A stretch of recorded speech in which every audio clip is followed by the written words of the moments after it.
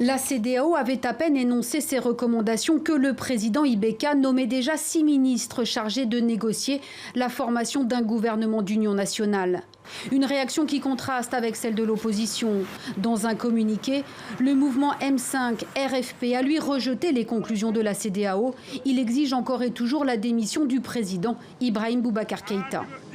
Les recommandations adoptées par les 15 dirigeants de la CEDEAO ne correspondent aucunement aux attentes et aspirations du peuple malien et surtout violent les lois et constitutions du Mali. Une vision tranchée qui ne fait cependant pas l'unanimité au sein du mouvement du 5 juin RFP. Issa Kaoudjim, porte-parole de l'imam Diko, réclame une feuille de route. Si le départ de Ibeka peut nous permettre de sauver le Mali, tant mieux.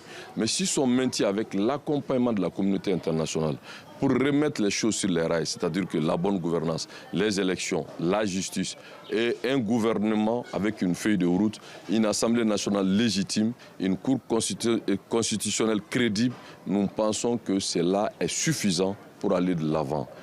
Autre recommandation de la CEDEAO, la démission de 31 députés dont l'élection est contestée.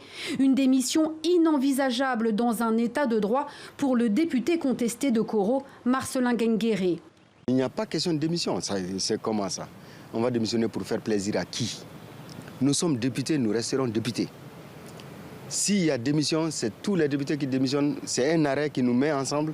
Soit l'Assemblée est dissoute, soit l'Assemblée fonctionne. Le conflit est donc toujours ouvert. L'opposition prévoit de remobiliser ses partisans. La CEDEAO évoque pourtant la mise en place de sanctions contre tous ceux qui tenteront d'entraver le processus de normalisation.